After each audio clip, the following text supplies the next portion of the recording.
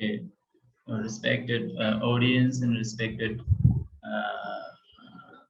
participants and speakers in this present today in these wonderful occasions. Greetings and welcome. This is Professor Dr. Nausar Ahmed from United International University Bangladesh and your session here today. Today we are going to start our panel session uh, on automating assessment and evaluations, and we are under track number 1, humanities and social sciences, and integrate transformation of education using technology, challenges and benefits. Today we have 6 presenters in total, and we are going to start our journey with the first speakers, who is Dr. Labila,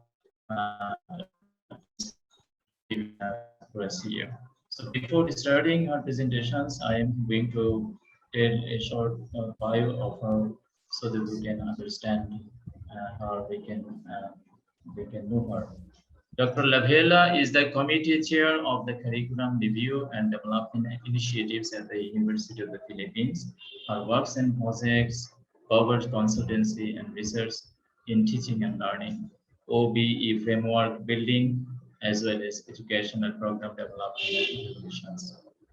Dear audience, as an expert in the field of OBE, Dr. Lavela will enlighten us with her presentation on assessment principles and techniques for learning. Please welcome Professor Lavela.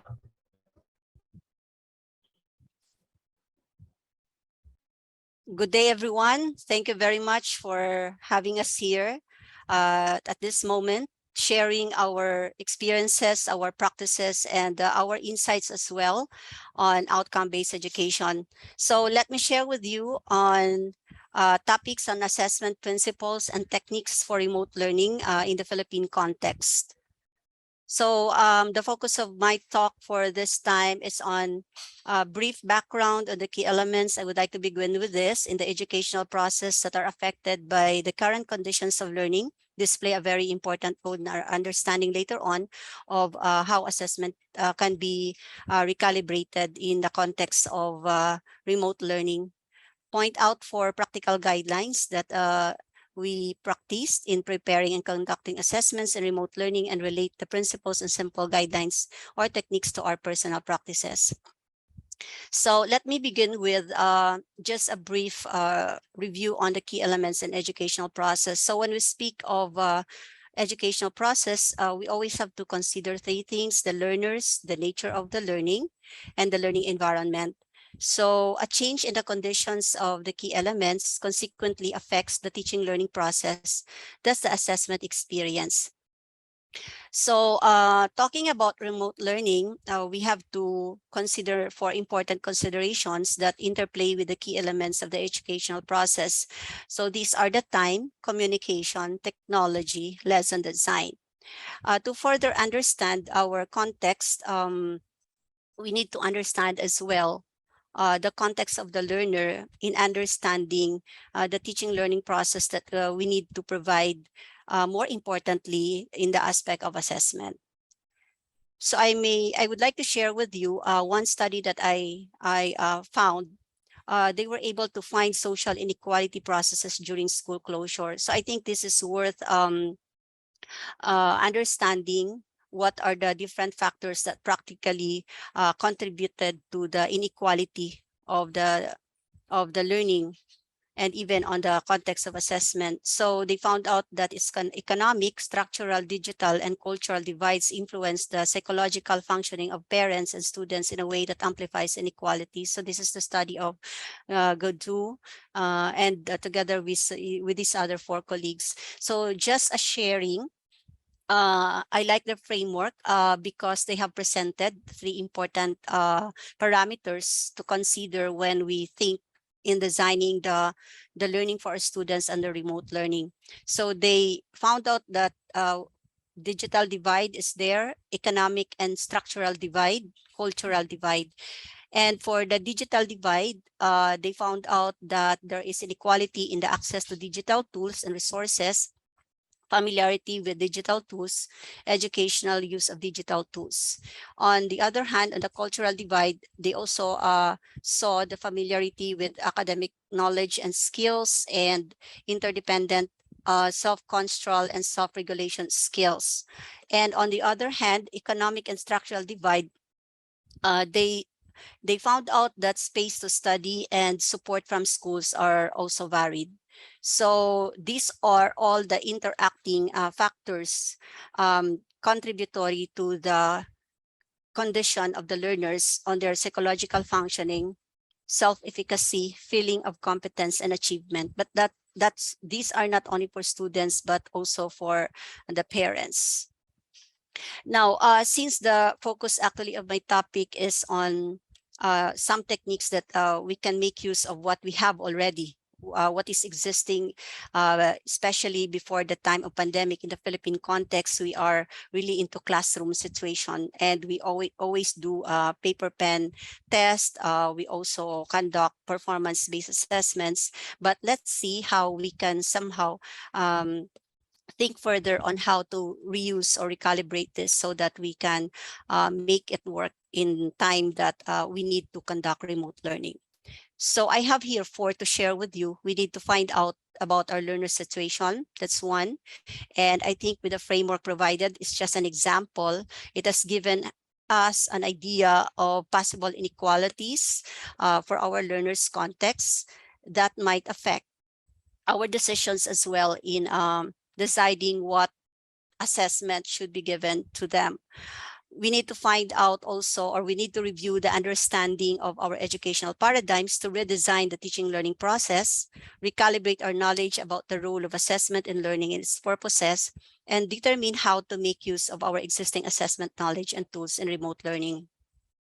So the first practical guide that I actually utilize is to determine learner psychoemotional conditions and physical wellness, home and family general conditions, learning resources and support for remote mode of learning. And I think even other countries, if this is relevant to them, then somehow this can probably help uh, in determining priorities and recreating and redesigning a learning experience with some support from Student Services Center and other units of the university or schools that are able to cater the needs. So we can tap actually the support of guidance center who has most of them has the data about our learners.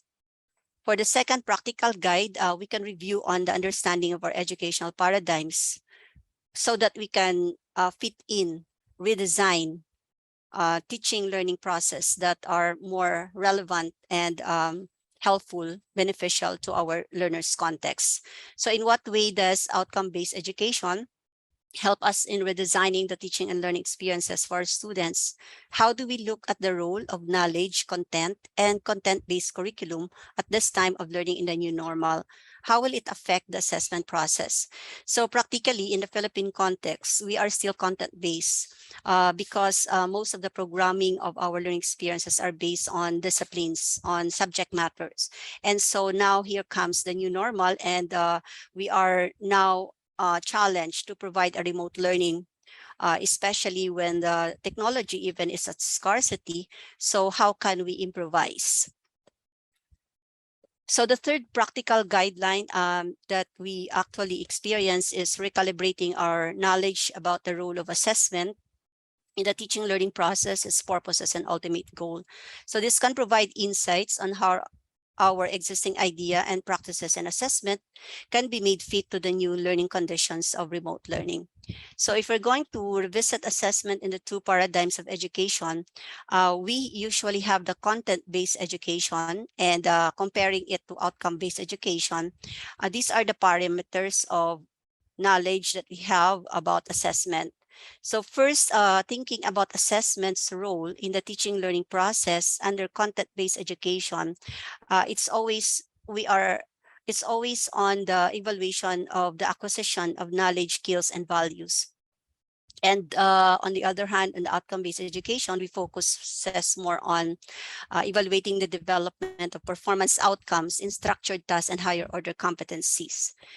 Looking at the methods of assessment under content-based education, we have more, uh, we focus more on testing and scoring of acquired facts, concepts, skills, and values, but outcome-based education emphasizes diagnosing and evaluating level of achieved performance through demonstrable task processes, attitudinal dispositions, and holistic conduct of desirable behavior, which we oftentimes would like to put into our consciousness as a total learner.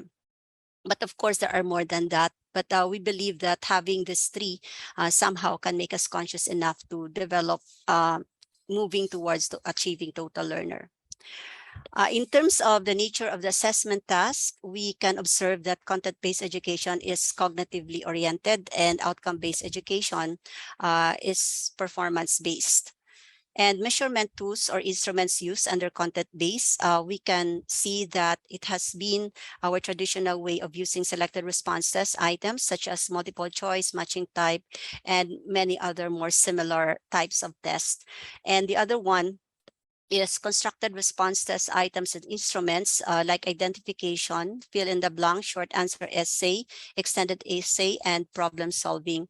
But looking at the outcome-based education, thinking of performance tasks and rubrics, we have criteria to gauge important dimensions or aspects of the desirable performance, while the level of performance measures the qualities of performance in a particular stage of development. For basis of scoring and grading, content-based education, right versus wrong, answers of selected response items, consistency of scoring, constructed response items, while outcome-based education focuses more on valid structured or unstructured tasks and rubrics that are really equivalent and aligned to the targeted learning outcomes.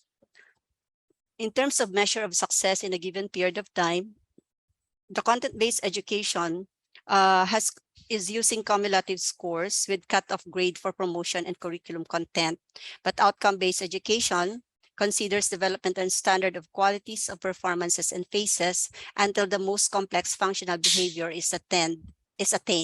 So we can actually refer this later on the life hierarchy of learning.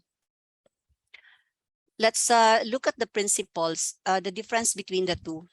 If we look at the content-based education, yes, both have actually clarity of learning objectives. On the other hand, here, clarity of focus on culminating exit outcomes of significance. Here, in content-based appropriateness of assessment methods, quality of the characteristics of assessment tools, and reliability and item analysis, and even validity. So we focuses much more on the instrumentation of measurement, but an outcome-based education, we focuses more on how to expand further opportunity and support so that our learners will succeed. And at the very beginning, we put it as a constant that we have to set a high expectations for all our learners to succeed. Purposes of assessment, we diagnose here, we give tests in order to place our students into a particular group, formative assessment for learning and summative assessment of learning. For outcome-based education, there's quite a difference, although similar, but assessment here is used as a reinforcement of learning that helps to develop developmental task performance. Assessment as a strategy for learning. Here, it's for and of. Formative, we give quizzes, we give objective tests that can give us immediate informed decision, while summative one is assessment of the totality using still the measurement tool.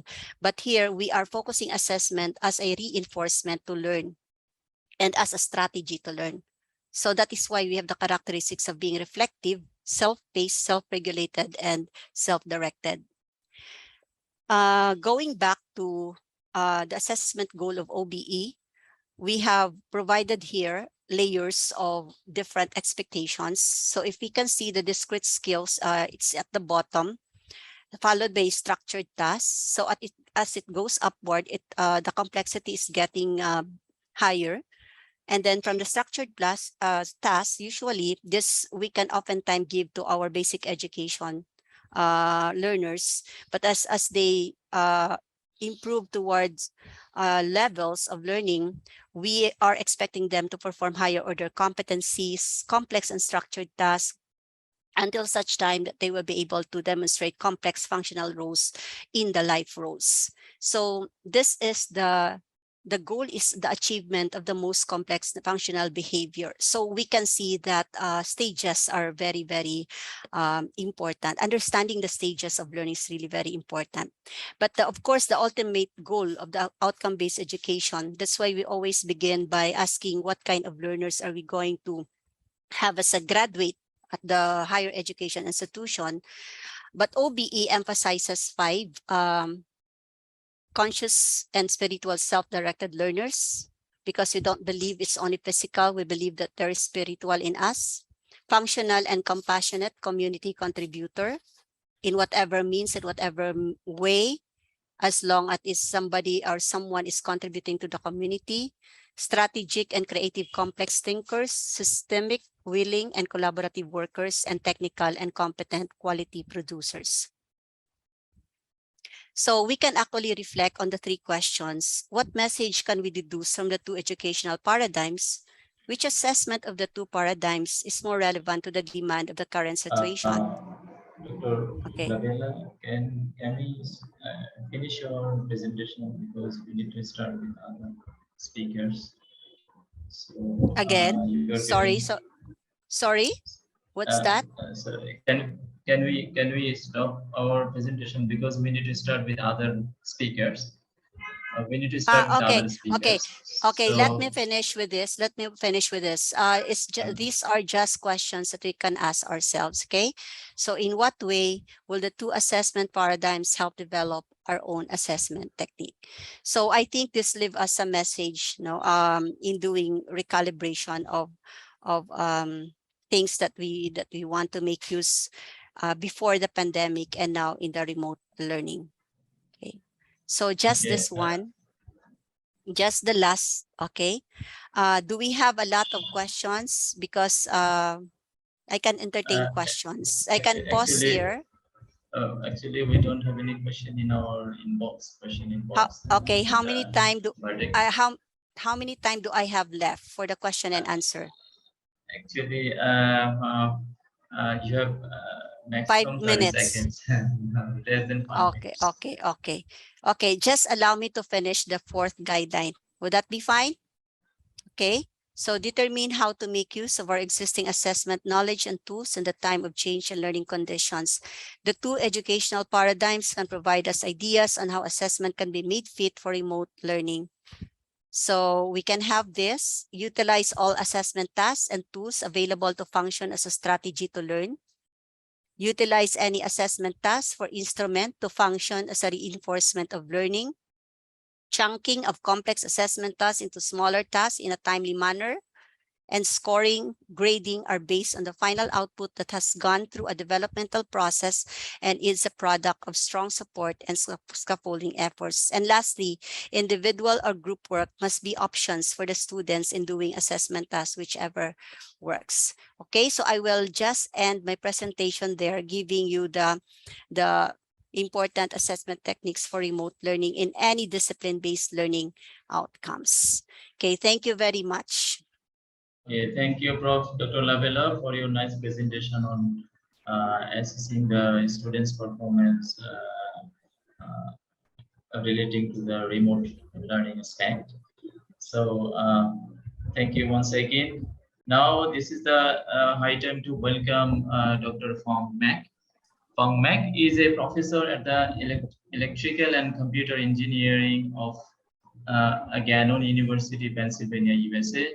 He founded Mac Team Software and created EVA IA Tools, the most comprehensive online assessment tools that covers learning management, outcome assessment, and so on. In addition, he worked with K-12 schools to create ADAM tools to manage students' information from admissions to graduation. His most recent work is the creation of his school management system based on the 7 principles to analyze effectively district management as well as academic achievement performance. Dear audience, please welcome Professor Fong Mac to present his topic on choosing the right assessment model, a do or die situation. Please, Professor. Thank you, Ahmad, for the introductions. So let me share my screen.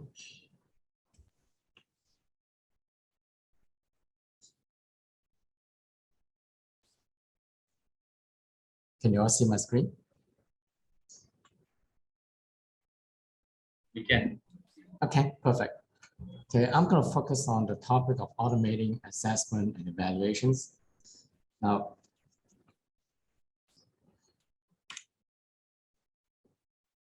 before I do that, okay, we are really looking into the OBE. When it comes to assessment evaluations, we are pretty much looking into the program accreditations. Now, what are the differences between these two? So can the same tools that you apply to the program accreditation also be applied to the OBE? Now, to do that, let me recall the four operating principles of the OBE. First would be the clarity of focus. Second would be the high expectations. And then third would be the expand opportunity. And then the design down.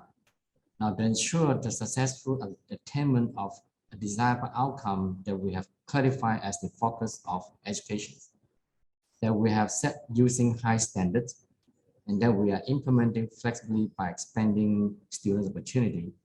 Now, we should identify or craft the outcome using design down approach.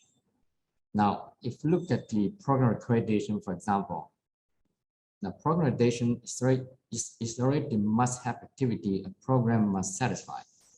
So the question becomes, can we find synergy between the program accreditations and adoption of OBE in teaching? So let's take a look at first the two processes for accreditations. There will be the assessment and evaluations. When it comes to the assessment process, eventually we must lead to identify, collect, and prepare data to evaluate the attainment of student outcome and the program education objective. Now, program begins with the PEO, associated corresponding student outcome, then define the relevant performance indicators, then align the course outcome for teaching delivery. Now, if you look at the assessment process itself, okay, and the process of the design down of OBE, they are pretty much saying the same thing, but using different terminology. So pretty much mean that, however, when it comes to program accreditations, there's one more process, it's called the evaluations. Okay, the evaluation, on the other hand, is a process for interpreting the data and the evidence that you collected through assessment practices, and they drive the action item for improvement. So another word for accreditation purposes, we have the evaluation process, which is not part of the focus of the OBE framework. Okay, so in that regard, now we ask our questions, okay, can we coincide these two processes? In fact, it doesn't matter what you do. Okay, in doing so, okay, using any technology, OBE by design doesn't depend on any specific technology. It doesn't. It's a philosophy, it's a framework that depends on your creativity to drive the end goal and then backward to design what are the course activity to allow your student to achieve the course outcome that you intend them to have. Okay, so that's a process. Now, assuming that you achieve that, then the next thing we still need to address questions. How do we know we're getting there? Okay, how do we know that teaching is actually being delivered according to the outcome that we intend to have? In fact, ultimately, we also ask the questions. How do we ensure the student achieving the outcome that they're supposed to have? So with that, if you're only looking at activity 4 in class, then you can pretty much use any technology that you wish. But if you want to ensure consistency among all instructions and consistency performance in the entire university, then you are facing a vast amount of data to deal with. Okay, so then you pretty much burden the instructor with data collection and preparations and also compilation for analysis. So that itself is quite similar to program accreditations. So in that regard, I would like to show you a tool set, which I call the OAS system, outcome assessment system, that built on top of an existing learning management system. Now, what you're looking at here is the module features of an OAS. Now, the blue color are the traditional MS features. You may have very advanced system, including stream, for live streaming of video. They have a Meet, that for Zoom Live feature for virtual learning.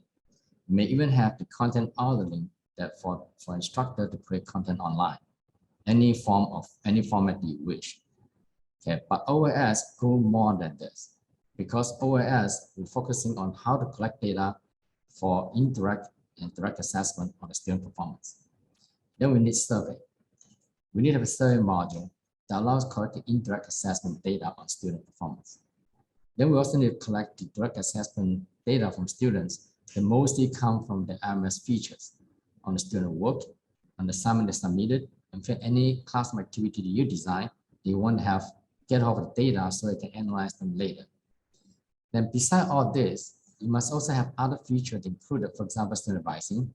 When it comes to assessment, it's not only on the classroom activity, not only on the objective, but the entire whole comprehensive support features for the learning to take place and for the environment conducive enough for students to learn. So student advising is one important feature. You also need to track how effective your student advising taking place. You also need a community portal that allow you to have the faculty get involved, they form different committees to look into the program tasks they elevated when you look at the evaluation of data. So when it comes to assessing how well the program is actually doing, at the two levels, they allow to close the loop. One at the cost level, the other at the program level. At the program level, you also have to look at the cost level, all the data you collected, and figure out how to improve the system, then elevate that action item to the program level. In general, you need to have a community portal allow it to happen. Of course, you need also track the meeting minutes, which is objective evidence, the initial cost for the APEC evaluator will come on board and look at the system. And then you want to showcase these are the process and the evidence that for discussions that you capture that allow you to improve the process and so on. And at the end, we're looking at the overall the continuous improvement management system in place for managing all this information together. You also want to have an evaluator portal for the evaluator before they come in and let them have a chance to actually look into your data. Think about it, your data is massive. Even for one simple program, okay, you are looking into one classroom, the fill of like 40, 50 folder, one for each courses core courses that you want to present. And each folder maybe 2-3 inches, they contain all the student work. That is what we've been done in the past. But for now, if you want to go green, it makes sense to go green. So then you need to somehow organize all this data in a digital format, in a very easy follow format, so that the evaluator can look into per student outcome, per performance indicator, where will be the digital form of the evidence from students that want to look at. So you need to have a very well structured evaluator portal to do the job for you also. Now, before I showcase give a very brief demo how the results are supposed to look like, we need to understand the assessment process itself, what actually taking place. You look into the curriculum mapping process itself, the indicating the strengths and weaknesses of the entire program. Then for this, the automation to be possible, in this case, we advocate to use FCA methodology. For my past 20-some years dealing with assessment accreditations, I can pretty much categorize entire assessment accreditation in 2 categories. One called the GSS model and one called the FCA assessment model. And GSS model is my terminology to contribute after Gora Roger, who is the main contributor of APEC, to harmonize the terminology assessment and evaluations. And for that, I call it GSS model. The GSS model is focusing on the curriculum mapping that we divide into the introductory, reinforced, and mastery. But GSS model focus only on the mastery level courses because there's no tool set the girl Roger can have. So she's trying to find a way to simplify the job for all university. So focus on the mastery level courses. The streamlined process, which is lightweight. The upside is lightweight. The downside is if there's any issue in the assessment process, since you're looking only at mastery level courses, there's no way you can drive data to figure out what would be good cost that could most likely happen at the introductory or reinforced level courses in the curriculum. And then another thing that would be difficult to automate the entire process using GSS model. That's one of the reasons why I go after the FCA assessment model, which is an enhanced version of GSS model. FCA stands for the Faculty Course Assessment Report, which based on a rubric E, A, and U vector. E stands for excellent, The A stands for adequate, M stands for minima, U stands for unsatisfactory. It's a score-based rubric. So in other words, for any student submitted the home assignment for as objective evidence, the faculty, the instructor can grade according to the EMU vector. They're very well defined. Once they've been graded, it is up to the tool set to collect all these informations and roll them up into a PVT table, and further roll them up, allow it to look into the student outcome valuation. Eventually, you want to come back to closing the loop for generating action item accordingly. So that's a concept. Now, to do so, we need to understand further one more thing would be what the difference between assessment and evaluations in terms of the flow of the information. Assessment is a process which you come up with you define your program objective, you look at program level, then based on the student outcome that you have and correlate between these two informations, and then further down to drive what would be the course outcome that required for every course. So this is design down process of a VE. So we can start using design down methodology to a framework to help structure how would the program PO need to define, how to define the student outcome, eventually how to define individual courses. Okay, they're designed down assessment process. So this is going to flow down. Now, in order for the evaluation to take place, we need the information to flow back up, and that's evaluations.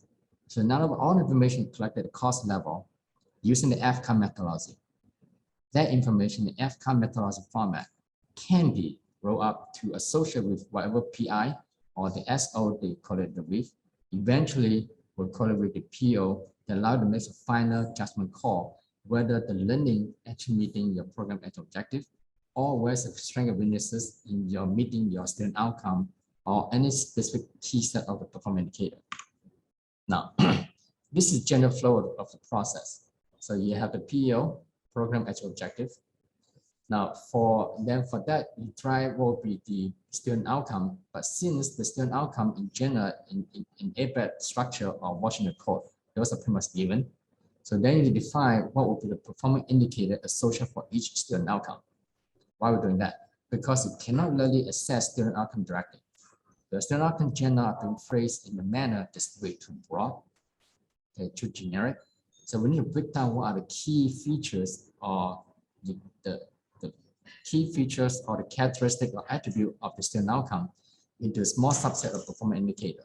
Now, student outcome may be generic for all engineering programs, for example, but performance indicators should be unique for every program.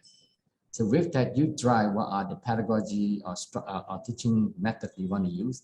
Then you have the student outcome learning, and then you eventually drive the action item to close the loop. Now, at this point, Dr. Mac, yes, 1 minute. Okay. Oh, you have 3 minutes in total. Okay. You need to finish within 3 minutes, please. Okay. So 3 minutes will be good enough. That will be fine for everybody.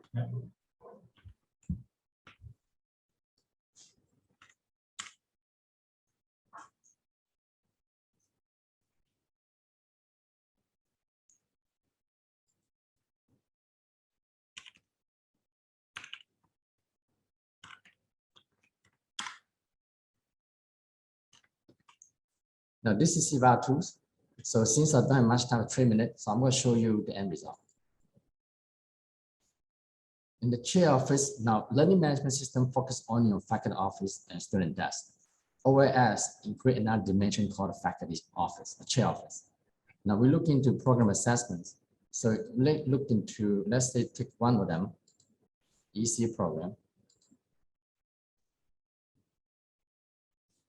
So that would be the PO defined by the program and the student outcome associated with programs. Now let's look at the student student outcome and PI relations. Now these are the student outcome being provided by ABET. Now this would be the corresponding PI defined for the student outcome. Now you could also look into the rubric format. This is really what you need to do. For any student outcome that you have, you must have a set of PI that let them the student outcome. And for each PI, you must also define what are the rubric so the instructor, when they grade or assess the key assignment, don't know exactly what they mean by EMU to them. So therefore this, now when it comes to evaluation, that's when we look into the result. So I'm going to show you the end result. the executive summary.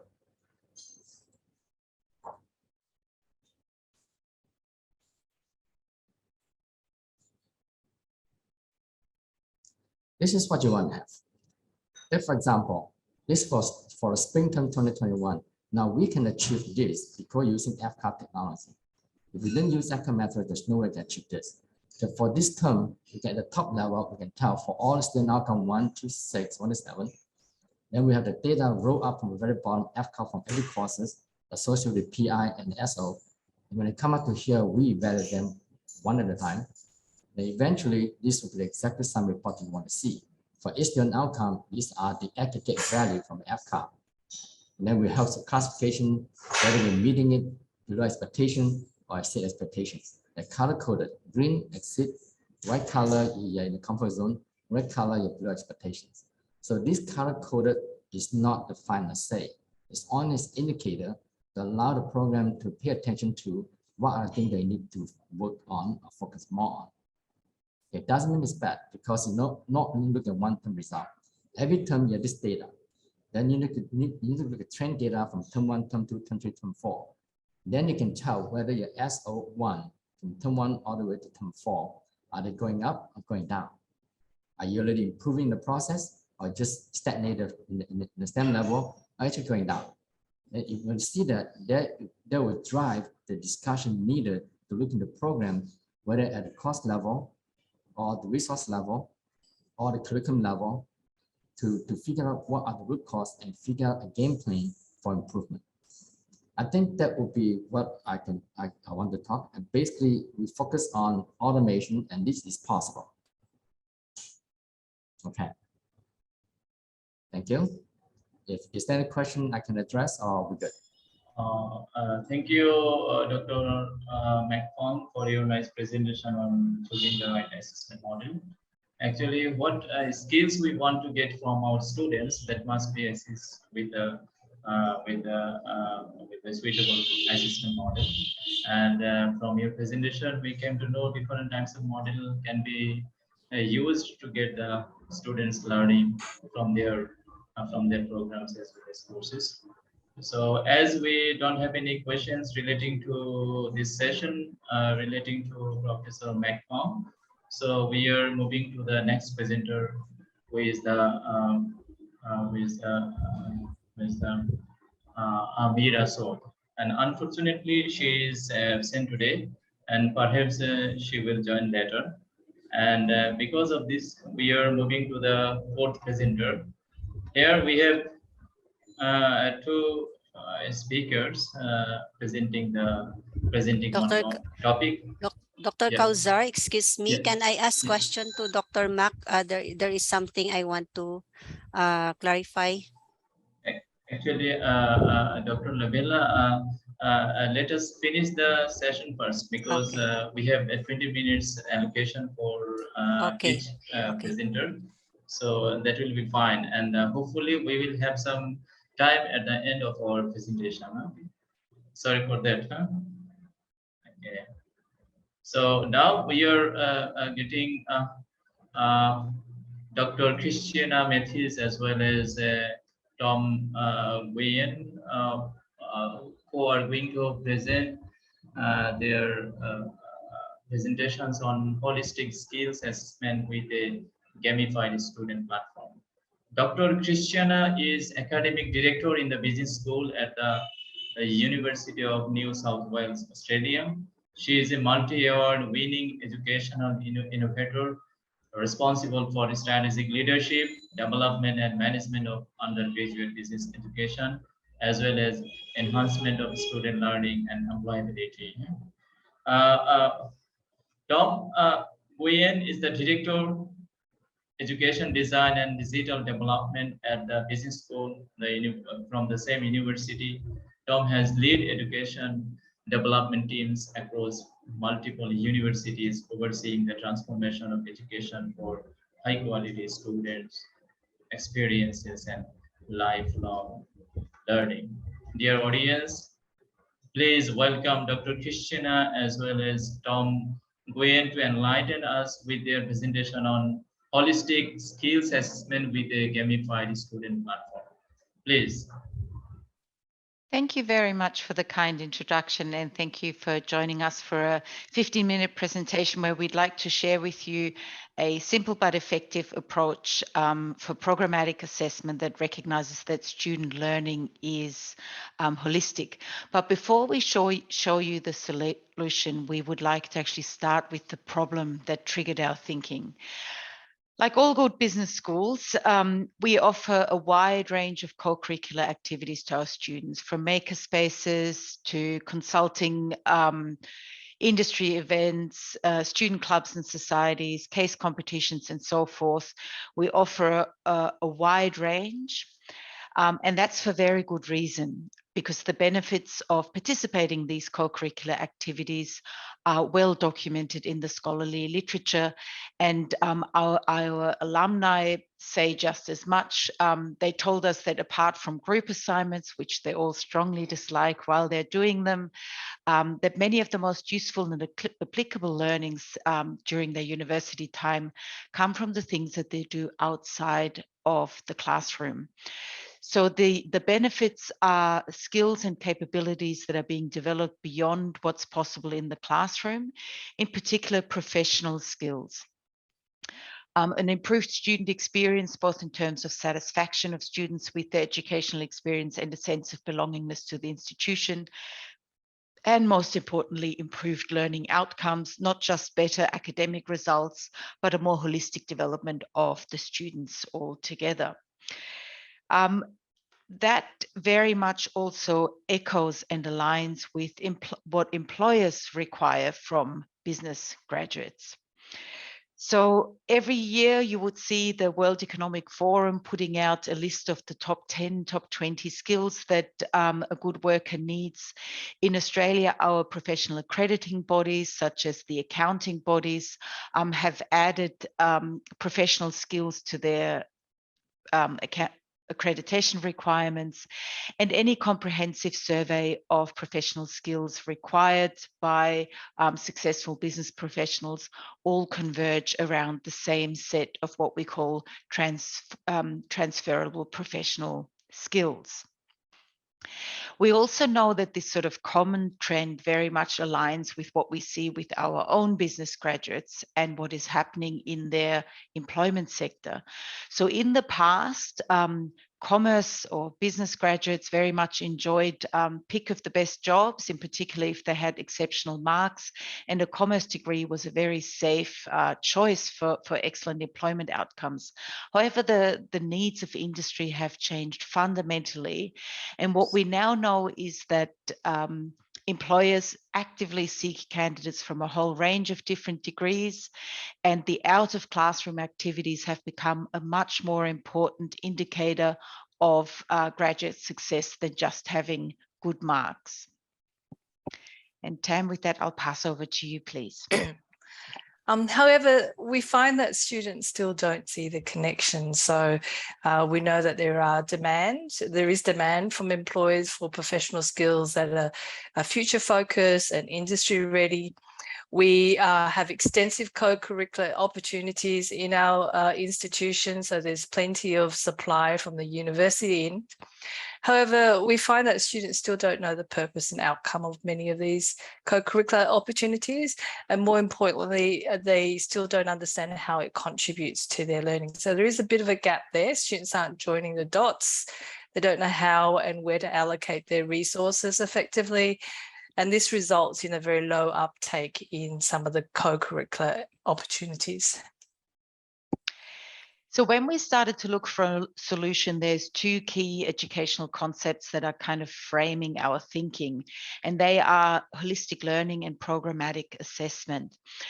We'd like to quickly go through those two and what we mean by them in our context, and also just in case some of you might not be familiar with the definitions of these two concepts. So let's have a look at holistic learning first, and I'm going to go through the slide line by line rather than around the circle. So holistic learning fundamentally believes that learning happens both inside and outside the classroom.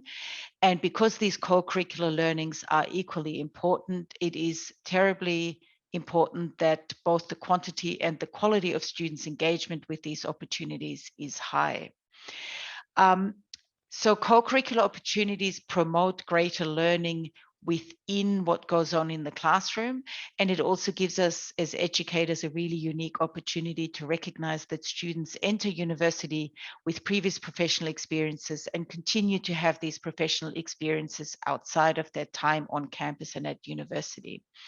So for us, it was therefore really important to embed those co-curricular experiences both alongside and within the curricular activities, and find an integrated approach that looks at classroom, outside of classroom, and professional practice and how they fit together.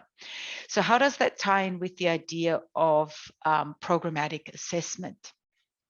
Programmatic assessment, in essence, recognizes that no single assessment task can meet all of the quality requirements for assessment, and that in order to assess students truthfully, we need a combination of formative and summative assessments that are spread across a program. Just to be clear, when I say program, that's what we call a degree.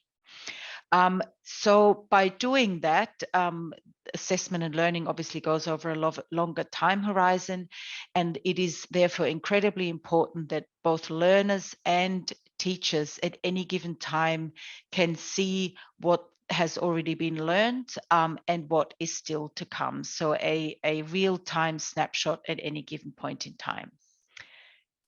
Tam, if we could hop to the next slide, please. Excellent. All right, so let's have a look at the solution. But before we do that, just a little bit of context of our business school. So we're doing this for a Bachelor of Commerce degree, and the degree is fairly large, or at least for our standards it is. We've got about 8,000 students in this degree. And we also offer the degree in a whole range of combinations with other degrees. Students can choose from any combination of 12 different majors. So that's 132 study programs in and of itself. And in terms of learning outcomes, we have one that is related to the technical knowledge. But for our context, most importantly, 6 of them relate to the professional capabilities that I've been talking about before. What was really helpful for the introduction of holistic programmatic assessment was that we have actually redesigned the entire degree over the course of 2020 and 2021. So there was a sort of a readiness to embrace a fairly radical change in how we assess our program learning outcomes.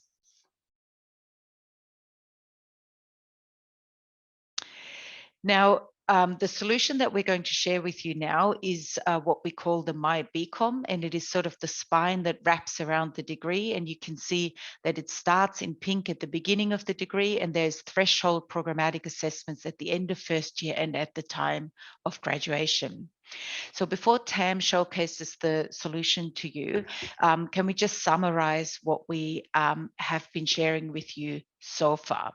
So we summarize that as the 3 Ps of underlying the MyBCom. In terms of the pedagogical framework, our program learning outcomes are the guiding principle and the structure for our solution, and it recognizes holistic learning assessed at threshold points at first year and at graduation. We had to formalize this programmatic assessment in our program rules and build a one-stop custom-built platform that allows students to plan, track, and choose their learning activities to accommodate the requirements of holistic learning. So developing the platform itself was a bit of a challenge, but we managed to get a minimal viable product developed and launched to students in about 5 months. And we started with the principle that students had to have agency in what they planned or how they planned and managed their learning. So with this in mind, we put the students in the driving seat and designed the platform around this idea. So the first component of the platform was a visual tracking dashboard, as you can see there, which we call My Dashboard. And this is a display of the curricular and co-curricular activities that students achieve throughout their learning. The platform uses a point system to represent these achievements. Students collect what we call course points from their assessments in courses and experience points from their co-curricular activities. The experience points get converted to a platform currency called Bitcoins, which I'll explain a little bit further later. So the My Dashboard provides a quick summary for students to plan and track how they are going with their learning and steer their own journey depending on the area they need to develop. And to prepare and assist students in driving their own learning, we developed a component in the platform called My Blueprint. This is like their driving manual. So it provides and signposts information to students about their program, which in turn helps them make informed and early decisions about their program. It also prepares and readies students for learning in a university environment. Now, the blueprint is designed with 3 parts, which are sequenced according to the student's journey in the program. The first being the degree program itself, which we call Discover BCom.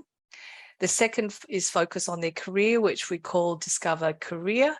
And this contains advice related to career development. And the third is about themselves, which we call Discover Me, which looks at transitioning to university and preparing them to be successful in their learning. The students undertake the blueprint in their first term and spend about 20 hours completing the activities. Going back to the dashboard quickly, students continue their learning journey by undertaking curricular and co-curricular activities to progressively earn points. And so if you look at the rest of the dashboard in details, the points are framed around our program learning outcomes, or PLOs for short, as the guiding principle. All curricular and co-curricular activities align with one or more of these PLOs. So as students complete these activities, they earn points under each of these PLOs. The students can track these throughout their learning and plan around areas that need further development.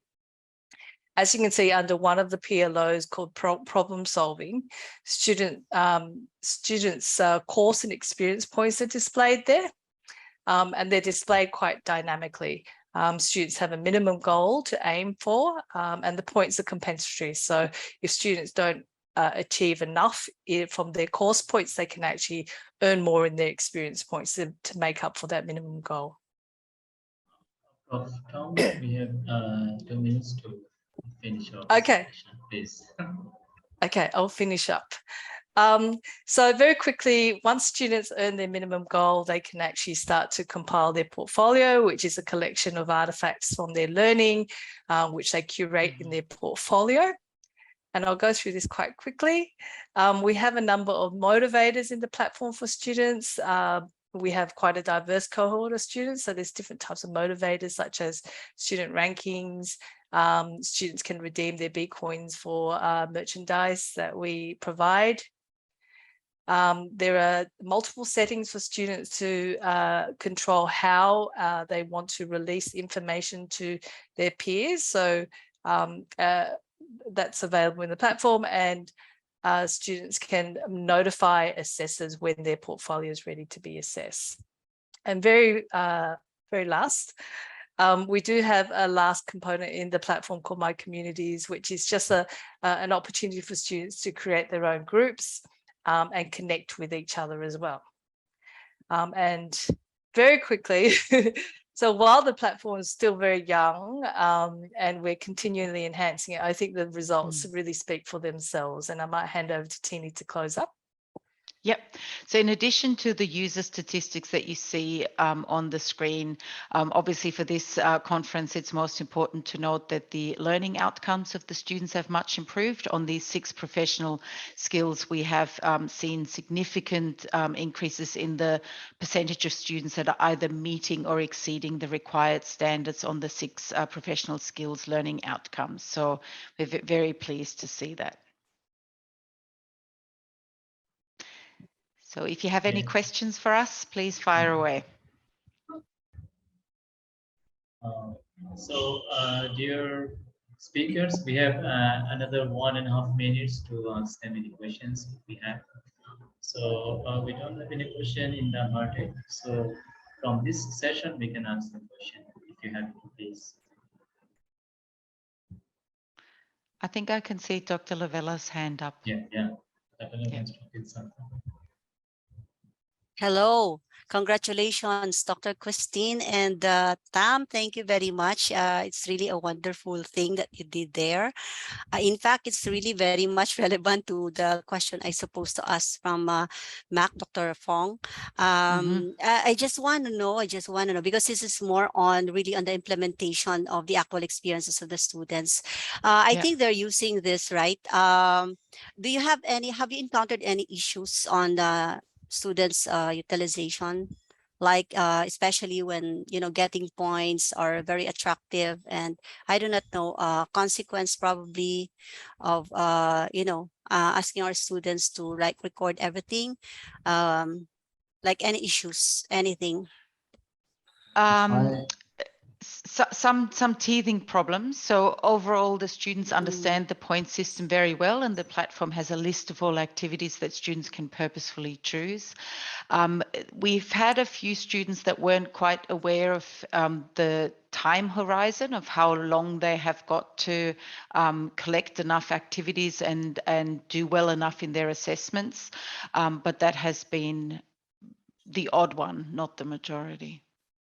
I hope Okay. that answers your question. Yeah, of course. Thank you. Yeah. But another thing is actually my concern is that how is it different implemented when it's done like during the time of pandemic? I do not know the context really of Sydney, Mm. the Yeah. condition right now. Are we doing face to face, or in a way that we Mm. can also ensure integrity of what their performance are telling us from the platform or from the Yeah. um, app? So I think just like everyone, we had a mix of face-to-face and online and back to face-to-face and back to online. Most of our co-curricular activities were able to continue virtually, and the same staff supervision and completion records were kept than we did with face-to-face. And then with course assessments, of course, we had exactly the same issues like everyone else moving to digital assessments. But the essence of what we did didn't change. Okay, Is that thank a you. fair summary, Tam, or did I miss Okay, anything? thank you, Christiana, as well as Tam, for your nice presentation of holistic skills assessment with Gamified student platform. Actually, if we can develop a student platform in the form of gamification, then we can judge them in the natural environment. That will help us a lot in the future assessment. So thank you once again, and we have another speaker who is um,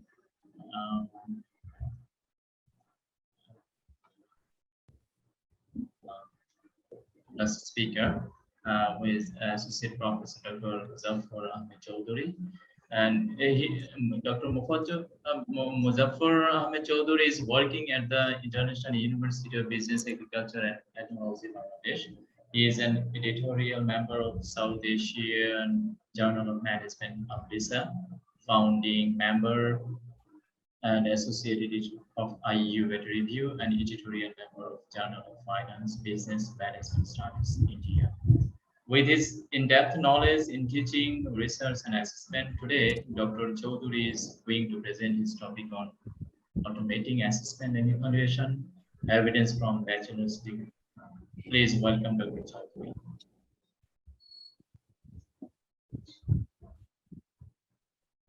Thank you.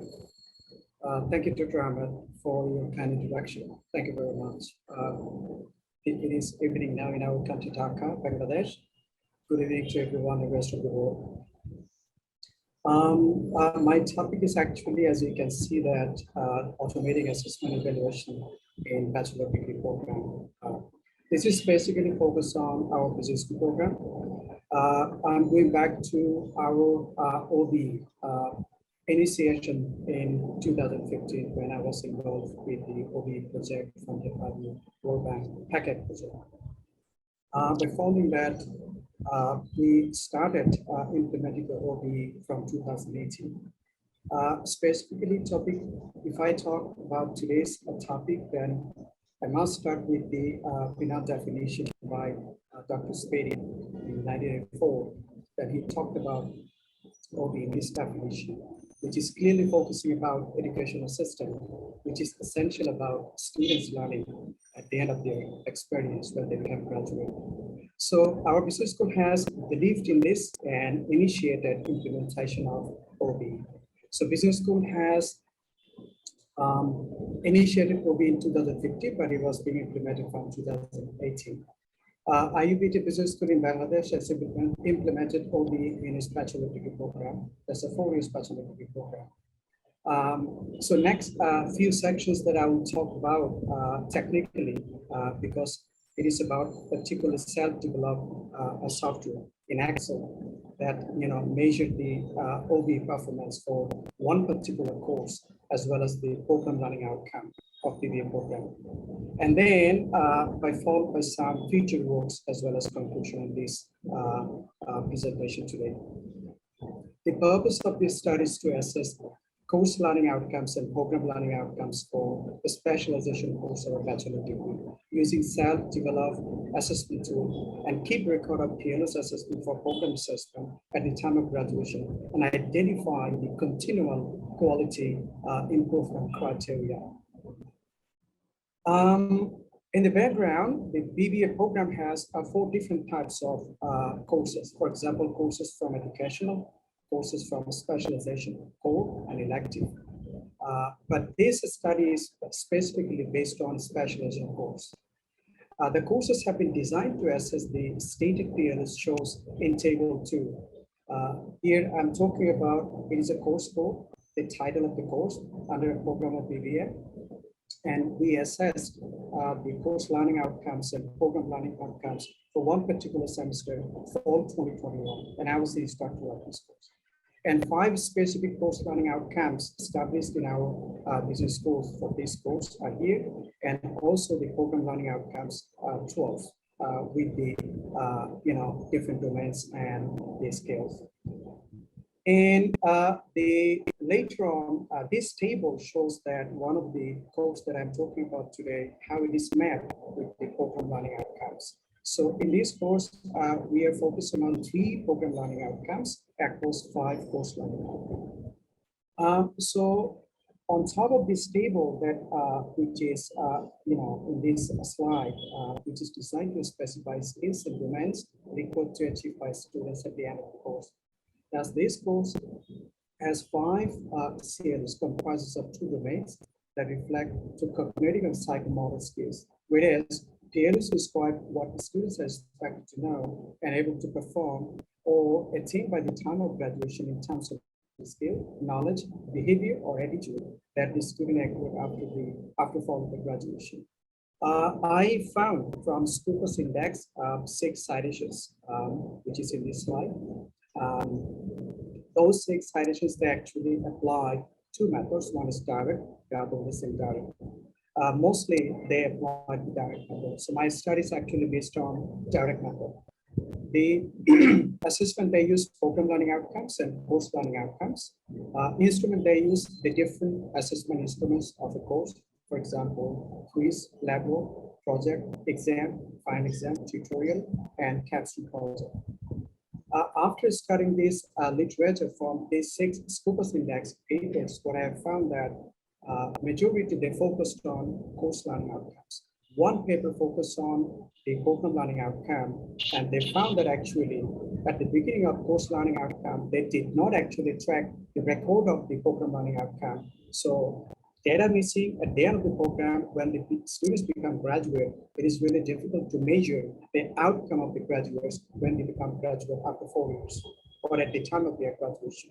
So this paper is focused on actually as a model addressing the program learning outcomes as well, with the same time of course learning outcomes and keeping the data for the future records for measuring the program learning outcomes at the time of graduation. At the same time, identifying some criteria for continuous learning improvement as well. Data that we have taken from the semester, which is for 2021, 27 students that we have collected. Data collected for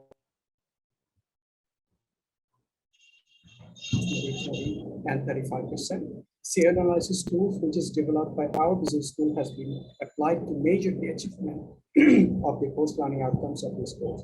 And in the software, there are 5 different sections. For example, matrix of post-learning SEER analysis, peer analysis, report, and CQI, continuous quality improvement. The key performance parameters, which is applied by our business school, which is KPI. 70% of our total students, will achieve 70% of each of the post-learning outcomes. And then we actually put the data into our self-developed software. And then the data shows that in the assessment tool for each of these students, actually, how much mark they obtain in each of the, the assessment instrument. And CLO metric shows that the data under assignment is for every single, the program learning outcome that is relevant, or course learning outcome. And with the first term exam, for example, relevant to program outcome or course outcome.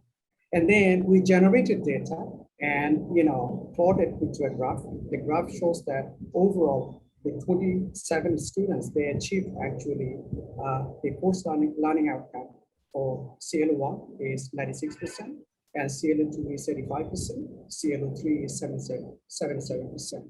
But the last 2 CLOs, which is 4 and 5, which is basically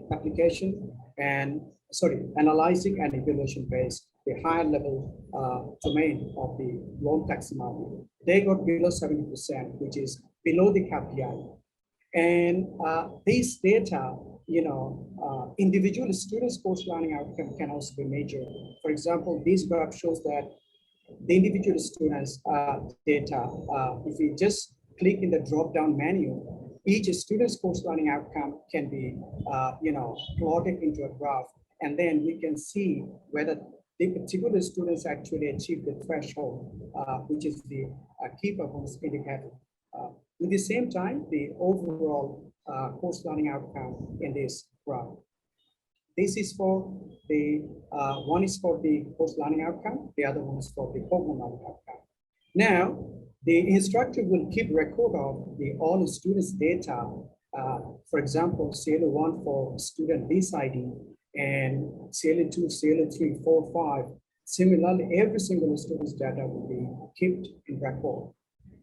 After that, the data will be provided to the department for the future records to measure the program learning outcome. So in this slide, it shows that actually course learning outcome 1 achieved by the students on an average, 26%, 26 students achieve 70% the benchmark. And then 23 students actually, they are above the 70% in CLO2, and 21 students got about 70% in CLO2.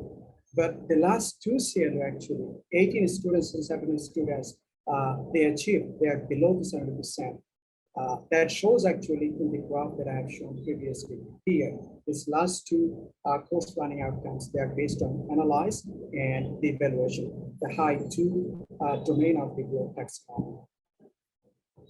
And then the report we generated where we can see that 2 course learning outcomes, they are below the 70%, and program learning outcome, which is 4 and 5. What we can do is we can remark on this particular course learning outcomes, and we can identify some parameters to improve their quality into upcoming semesters and for other students as well. For that, we propose the CQI, for example, for course quality improvement for course learning outcome 1. We identified that as majority of the students, they achieve about 70%. So, different delivery approaches can be offered to them because of the nature of the course, which uses economic analysis skills. Teaching as such should be different in macro and microeconomic base. And course learning outcome 2, they achieve above 70%. So probably self-assessment could be offered to them to improve more. And course learning outcome 2, again, the different delivery approaches could be offered to them because they actually achieve over 70%. But the course learning outcome 4 and 5, as they are below the 70%, so they will be taken care of, and special tips in answering the questions, and also the special counseling sessions should be given to them for the improvement of their learning. In the conclusion, I would say that assessment evaluation that we are talking about today, which is automated using massive data and various metrics as well, is very difficult. But it is widely acceptable that the system is significant to solve the issues in OB of the business school and also develop the CQI. Future work could be like to ensure the quality improvement continuously. We can get involved with stakeholders, for example, the external OB expert, industry expert, students, and accreditation body as well. The reason they will be considered is because they will give the feedback which is appropriate for the further development of the curriculum.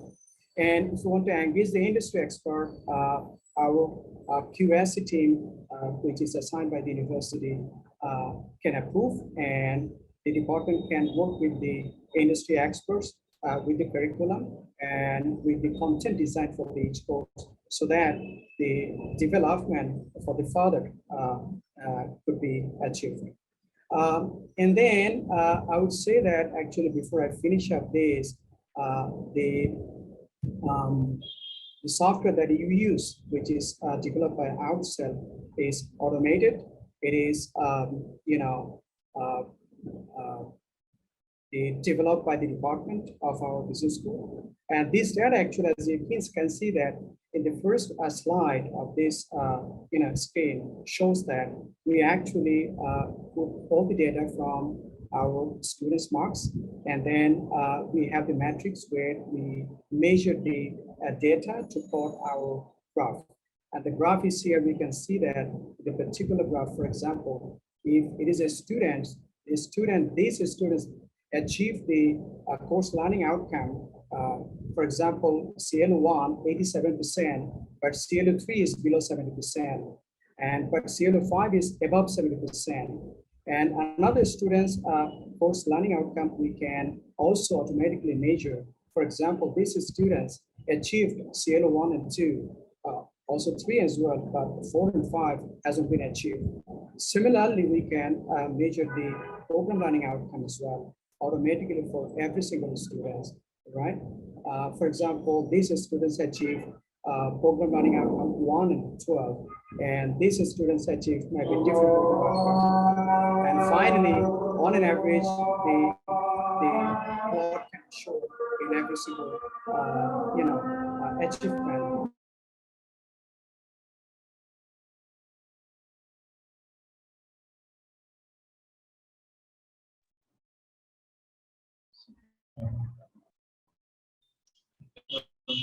Has been done for the future work as well. I think these studies will help for further development of our curriculum. I think I finished the time. Thank you very much. I want to stop with this.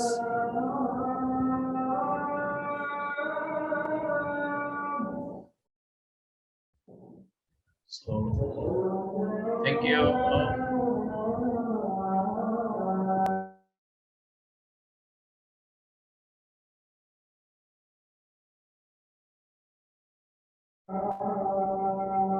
Yes, I mean, I think I made it the time. If you have any questions, I think you can raise it. So, can you mute yourself for a point, please? Zafar? So, thank you for your nice presentation on automatic assessment of evaluations, evidence from Bangladesh, this context. Especially, you have covered the level students in assessing their performance in various subjects as well. So by this way, we are completing our presentation from the available speakers today in this particular session. So we have another speaker who is Mira. So perhaps we will join. we will wait for her.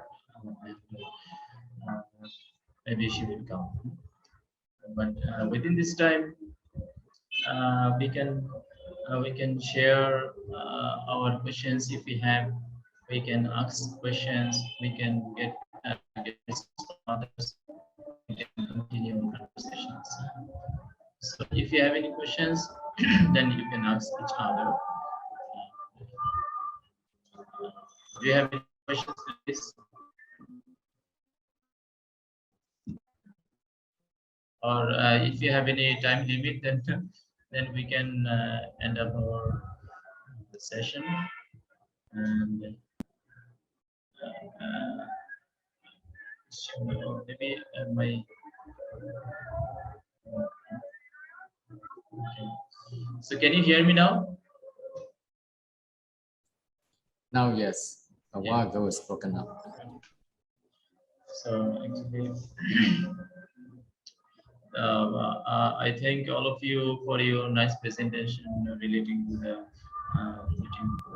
as Sorry, Dr. students Ahmed, learning. I got an azan, so I put my mic mute. So yeah, Please, thank you. you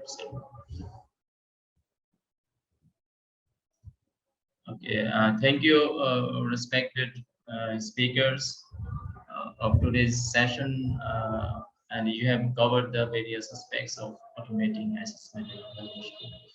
Actually, if we can assist the students' learning and evaluate them, their learning properly, then we can judge what are the skills developed within themselves, and accordingly, educational institutions are running various programs because they want to develop the skills within their students, and employers are also expecting to get different type of skills from the graduates coming from different institutions.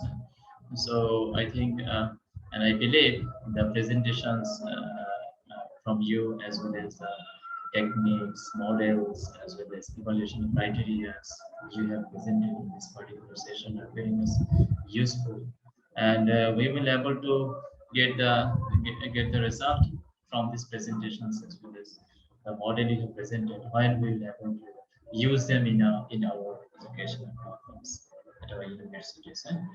So thank you once again for your time, uh, for your knowledge sharing and everything.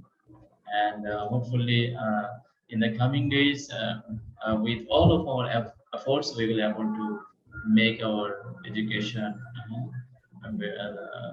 a quality one, whether it is in Australia, whether it is in Asia, or whether it is in America or other continent of the world.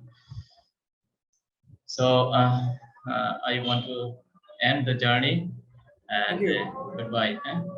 Thank you. Bye. Thank you, everyone.